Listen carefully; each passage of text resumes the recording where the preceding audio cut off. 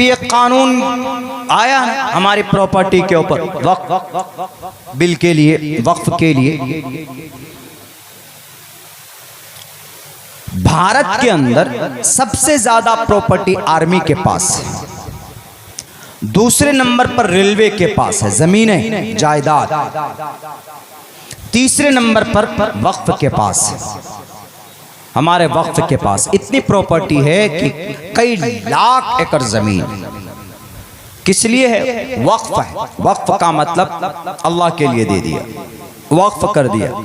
उसका मुतवल्ली भी उसको नहीं बेच सकता, जो वक्फ का मेन मुतवल्ली होगा, जिम्मेदार होगा, उसको भी नहीं बेच सकता। वो हिफाजत कर सकता है, रक्षा कर सकता, खुर्द बुर्द नहीं कर सकता, बेच नहीं सकता, खरीदो फरोख्त नहीं कर सकता, कुछ नहीं कर सकता। He is not able to, कुछ नहीं कर सकता उसको इस हिसाब से, किसी को मिल्कियत में नहीं दे सकता। उस पर एक ऐसा कानून आ रहा है, एक ऐसा कानून आ रहा है कि अब बहुत आसानी के साथ उसको खरीदा और बेचा जा सकता है, बहुत आसानी के साथ। बहुत सारी तब्दीलियां उसके अंदर में, सनातन धर्मी मेंबरान भी होंगे, हिंदू भाइयों को भी मेंबर बनाने की कोशिश की जा रही है। उसके अंदर डीएम का पूरा उसके ऊपर में कब्जा होगा मुकम्मल तौर पर, जो कि देश के संविधान के खिलाफ है। अपने दोस्तों को खुश करने के लिए ऐसा कर रहे हैं, लेकिन हम लोग क्या करते हैं? कभी कभी ये कौम यकीनन इतनी कमजोर हो गई है, सोच इतनी कमजोर, अमली एतबार से हम इतने कमजोर। हम लोगों ने क्या तहरीक चलाई? हमारी तहरीक ये चली कि जेपीसी के पास ये बिल जा चुका, ज्वाइंट पार्लिमानी कमेटी के पास, वो अध्ययन करेंगे, 21 लोगों की वो टीम है, और देखेंगे, उसके बाद फिर वो वहां पर पेश करेंगे। और ज्वाइंट पार्लिमानी कमेटी ने ये कहा है मुसलमानों से कि भाई आप क्या कीजिए, स्कैन करके ईमेल भेजिए। ये मेहनत की अल्हम्दुलिल्लाह हमारे अकाबरीन के कहने पर, लेकिन मेरा एनालिसिस ये है, मेरी थ्योरी अलग होती। ये सिर्फ आपको डेमोरलाइज करने के लिए एक सपना है।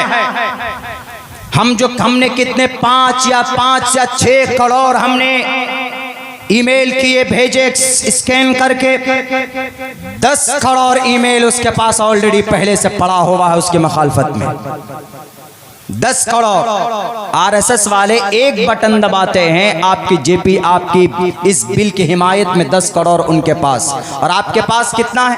आपके पास 5 करोड़ ईमेल। ईमेल से कुछ नहीं होगा। जब बिगड़ती है जालिम की नीयत तो नहीं काम आती कोई दलील और हुज्जत। अब से पहले भी तलाक के ऑर्डिनेंस के ऊपर हमने दस्तखत किए, अब से पहले भी यूसीसी के ऊपर हमने मुखालफत की। सिर्फ ये है कॉन्फ्रेंस करके हम इसकी मुखालफत नहीं कर सकते, हम इसको हटा नहीं सकते। इसको हटाने के लिए जो बिल पार्लियामेंट में पेश किया जाता है, उसके विरोध के लिए, उसको रोकने के लिए अपोजिशन का लीडर अगर खड़ा हो जाएगा तो पसीने छूट जाएंगे गवर्नमेंट के। अपोजिशन का लीडर कौन है? क्यों नहीं बोलता है? चोर और डाकू और उचक्का।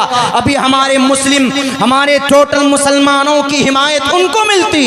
हमारी वोट जब उसको लूटेरे लूटने पर आए हुए हैं, तो अब 10 साल पहले से कोई अपोजिशन में कोई लीडर नहीं था, लेकिन जब अभी लीडर है तो बोलता क्यों नहीं है हमारे लिए? हमारी मुखालफत में वोट क्यों नहीं करता?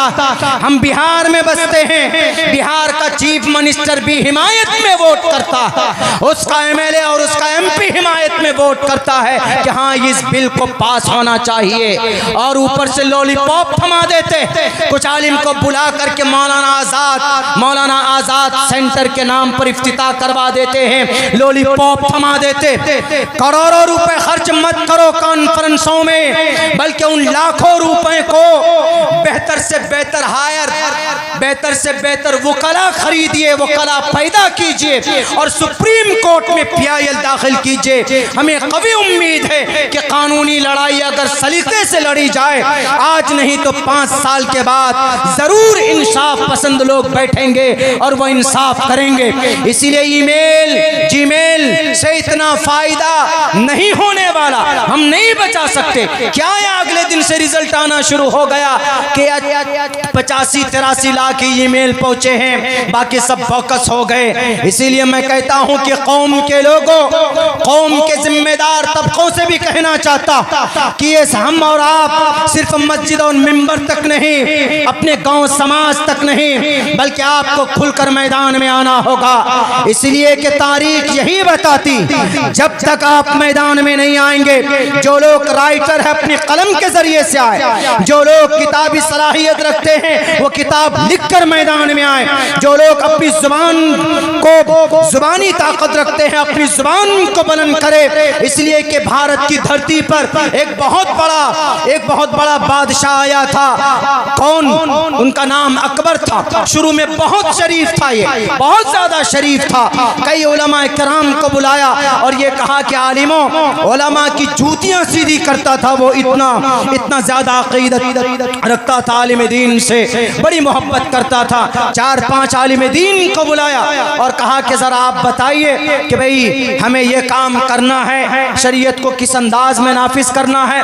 वहाँ 4 के 4 टोटल उलमाए किराम लड़ पड़े आपस में कि नहीं, तुम सही नहीं हो, तुम्हारा मसलब ठीक नहीं है, तुम्हारा तरीका ठीक नहीं है। उसी दिन से अकबर को नफरत हो गई उन कौम के उन तर्जमानों से जो अपने मजहब को सही तरीके पर पेश नहीं किया था, कौम को बांट दिया था। उसके बाद उन्होंने कहा कि ब्राह्मण को बुलाओ, शिया आलिम को बुलाओ, क्रिश्चियन आलिम को बुलाओ, सबको बुलाता और सब लोग अपने अपने धर्म के बारे में बताते। एक ब्राह्मण पंडित खड़ा हुआ, उसने वहदतुल वजूद के ऊपर इतनी अच्छी बातें कही, यानी ईश्वर के एक यकता के ऊपर। ईश्वर कौन है? सही से एक परमात्मा कहाँ रहता है? न तच्चित पतरस्ती लुके न चिस्तान वच्चित्स्य लिंगम सकारनम करना दीपा दीपो न चास्य कच्चित जतीदा न चादीपा। और इंसान की मौत कैसे आती? कौन मौत देता है? अविक्तम विक्ति मा पन्यम मन्यन्ति माम बुद्धम परम भाव मजानंतो ममावि मानुत्तम। आज की मूर्ति और पत्थर में क्या परमात्मा है?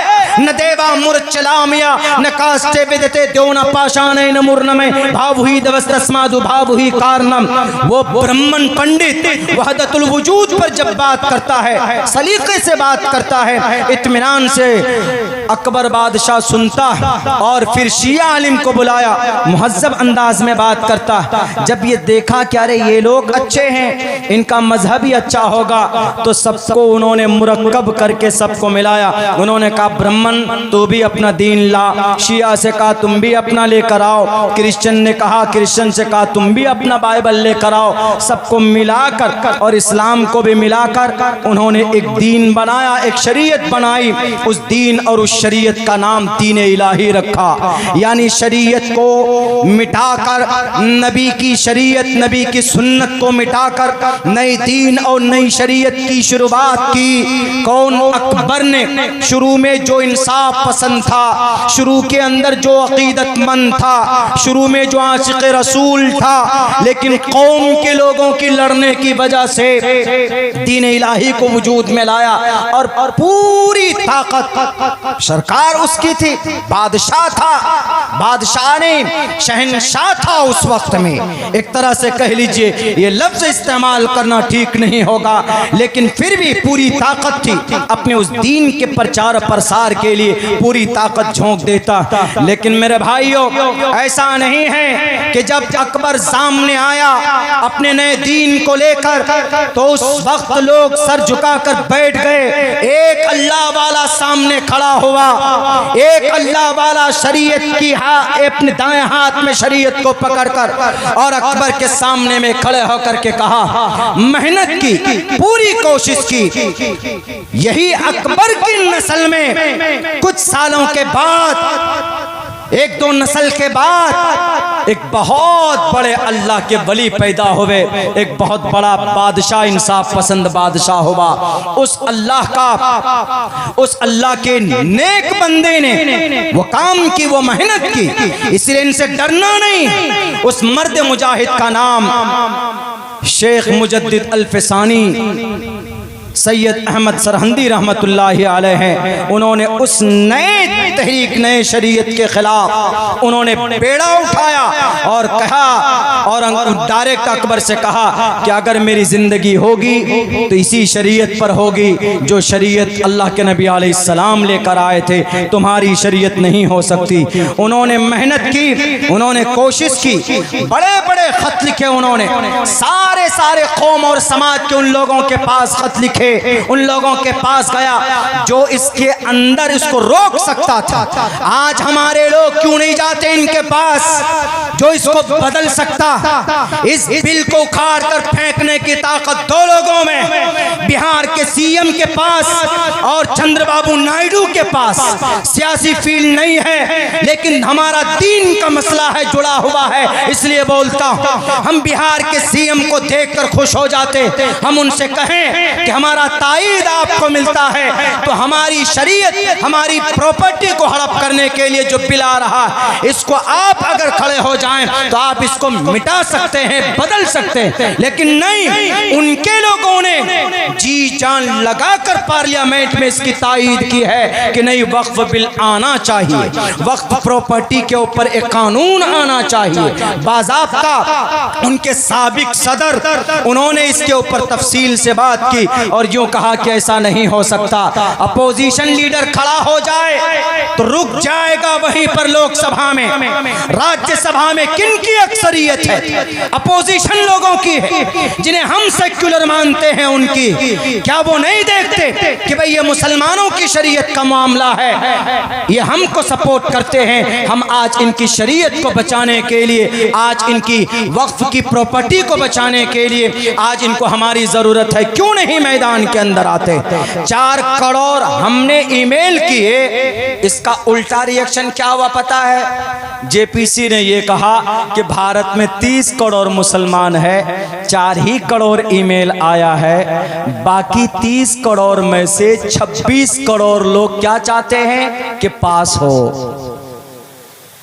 देखिए इसका निगेटिव क्या निकाला जा रहा है, पॉजिटिव नहीं, निगेटिव। उन्होंने कहा कि अगर मुसलमान टोटल के टोटल, मुस्लिम में मर्द औरत सबका स्कैन कराया गया है, अगर टोटल मुसलमान चाहते कि भाई ये बिल के ऊपर पाबंदी लग जाए तो 30 के 30 करोड़ मुसलमानों में छोड़िए, कम से कम 20 करोड़ मुसलमानों का ईमेल तो आना चाहिए, नहीं आया। इससे साफ पता चलता है कि 4 ही करोड़ लोग चाहते, बाकी 24 करोड़, ये 26 करोड़ नहीं चाहते। 26 करोड़ की बात मानी जाएगी कि 4 करोड़ की बात मानी जाएगी? लीजिए जाना, आपकी मेहनत बेकार। इसीलिए इन लोगों के पास पहुंचा जाए जिन्हें हम अपना मसीहा समझते, अपना सब कुछ वो कर देते।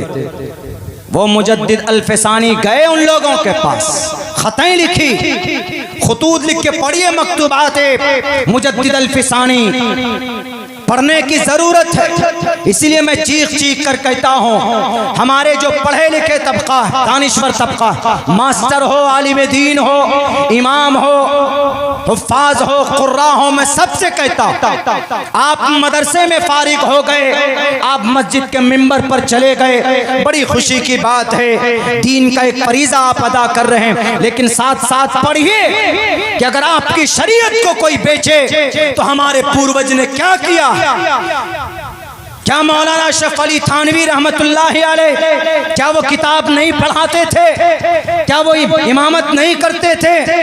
क्या हमारे बड़े पूर्वज जो गए, कासिम नानोतवी, उनके उस्ताद मौलाना ममलूक अली नागर, क्या गवर्नमेंट जॉब में नहीं थे? उसके बावजूद भी उन्होंने अंग्रेज के खिलाफ तहरीक शुरू की। इसीलिए जानना जरूरी है, पढ़ना जरूरी है। अल्लाह के नबी अलैहिस्सलातु वस्सलाम की सुन्नत और उनकी मोहब्बत मोहब्बत का तभी वो अदा होगा, हक अदा होगा, जब आज के इस बढ़ते हुए जुल्म की रफ्तार में आप उस रफ्तार को रोकने की कोशिश करोगे और अपनी आवाज़ बुलंद करोगे, तभी होगा।